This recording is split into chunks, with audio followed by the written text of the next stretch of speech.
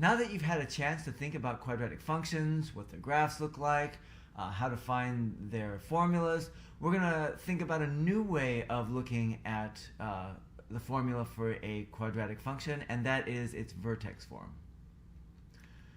So first we're going to define the vertex form of a quadratic function. We're going to show you how to convert a function from vertex form to its general form, to its more standard form. And then we're going to look at the more difficult task of going the other way, of starting in general form and then converting it to vertex form.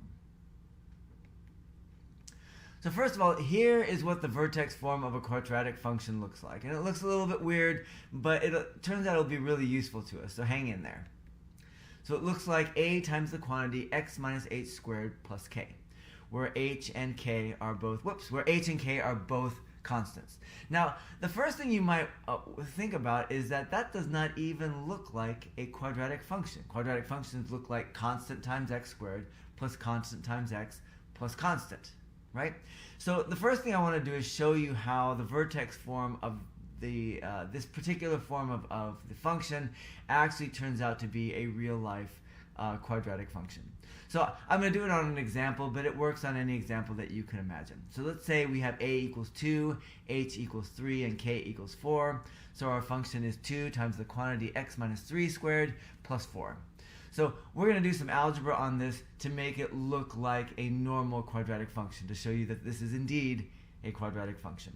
And the first thing we're going to do is we're going to take that x minus 3 squared and we're going to square it out. So again, how do we know it's quadratic? Well, we're going to actually write it as a quadratic function in its standard form. So when we square out that x minus 3, remember when we square something out, we square the first term to get x squared. We take the x and the negative 3, multiply those two together, then double it. So negative 3x, double that, is minus 6x. And then we take that negative 3, we square that. Negative 3 squared gives us a plus 9, and that's where that plus 9 comes from. And now we're just able to multiply that 2 through to get 2x squared minus 12x plus 18. Still have that plus 4 out there. And then the 18 plus 4 gives us 22.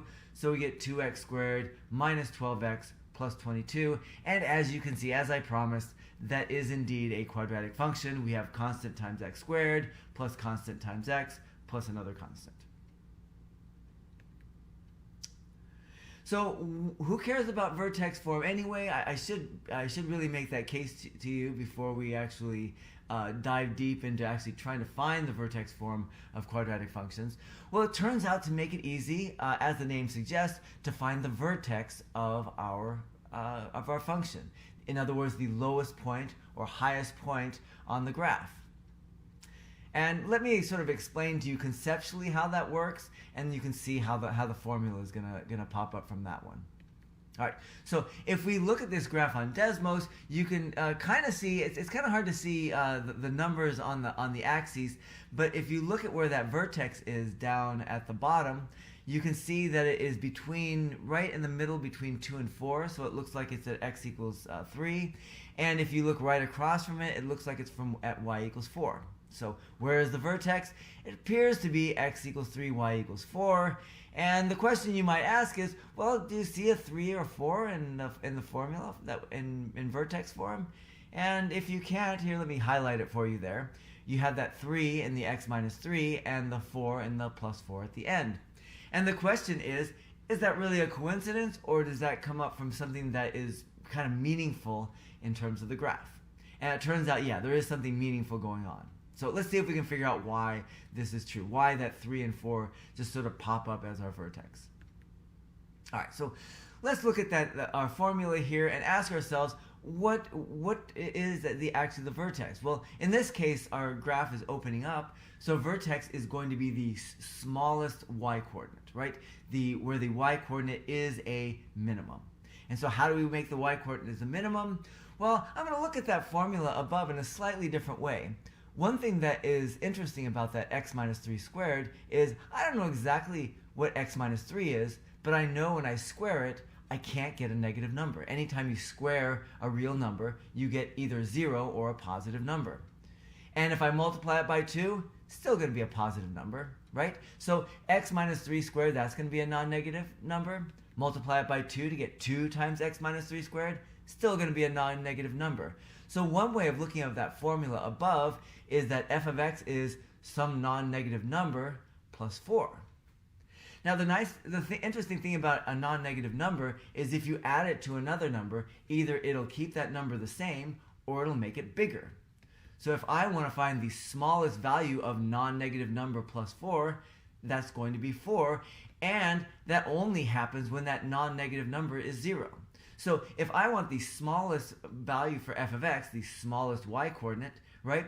First of all, that smallest y-coordinate is going to be 4, and it's only going to be 4 when that non-negative number, in other words, that 2 times x minus 3 squared is actually equal to 0. So how do I make that equal to 0? Well, x minus 3 has to be equal to 0, because then I square that x minus 3 to give me 0 again, multiply it by 2, still gives me 0, and that gives me x equals 3. So by doing this analysis of what is the smallest y-coordinate, that leads me naturally to the vertex being x equals 3 and y equals 4, just as we saw in the graph. All right, so in general, you can do the same sort of analysis no matter what formula you have, right? If you have it in vertex form, a times x minus 8 squared plus k, the vertex is going to be at x equals h and y equals k.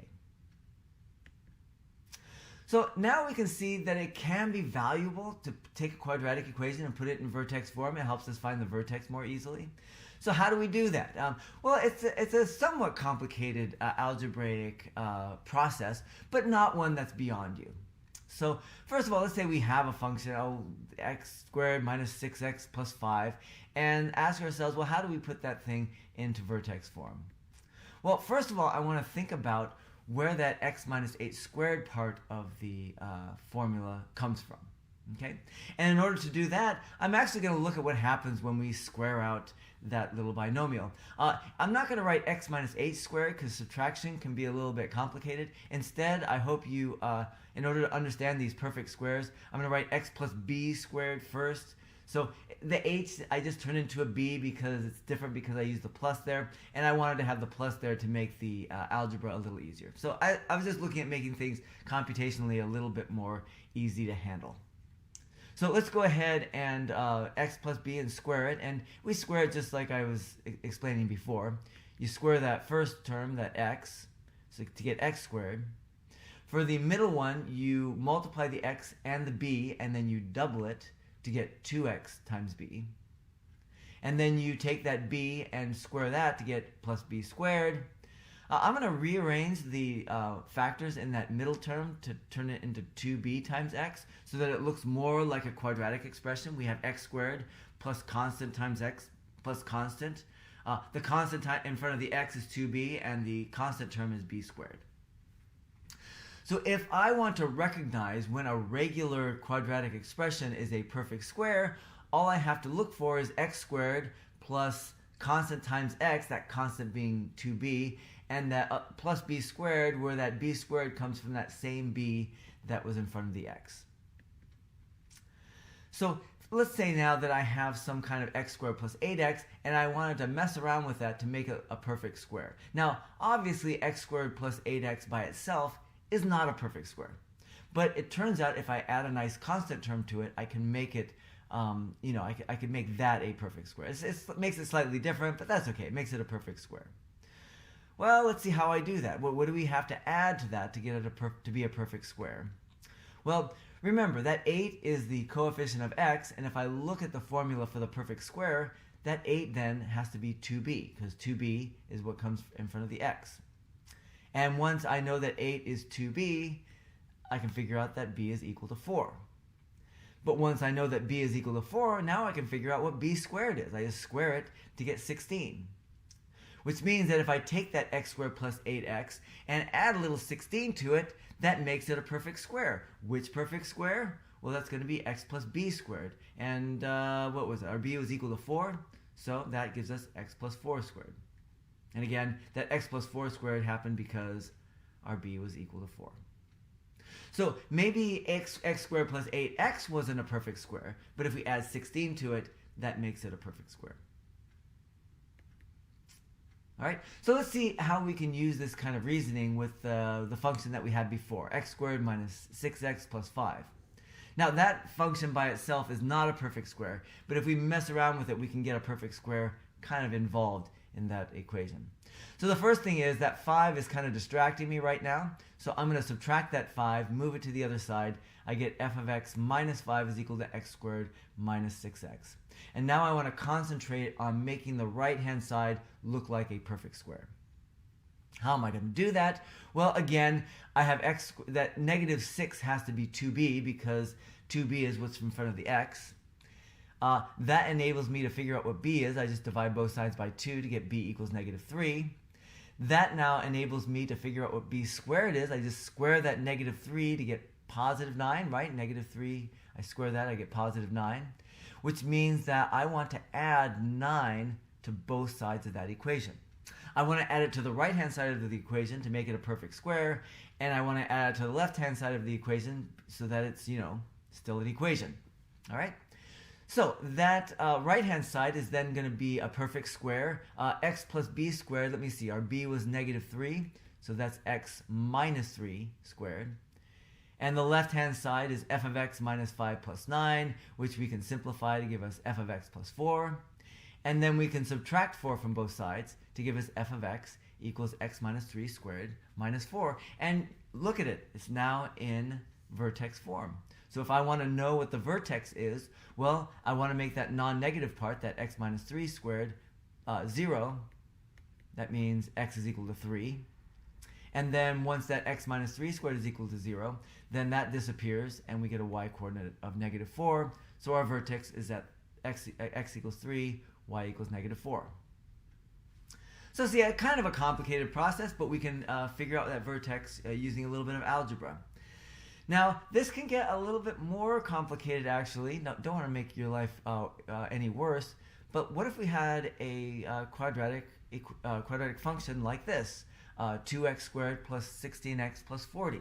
That 2 in front of the x squared could make things a little bit more difficult for us. However, we can deal with that 2 in not too bad a way by just multiplying both sides by 1/2. That'll get rid of that 2. Now the left-hand side looks a little bit worse. We get 1/2 times g of x, but notice how the right side looks a lot better, right? 1/2 times 2 gives us a 1x squared, which is just plain old x squared.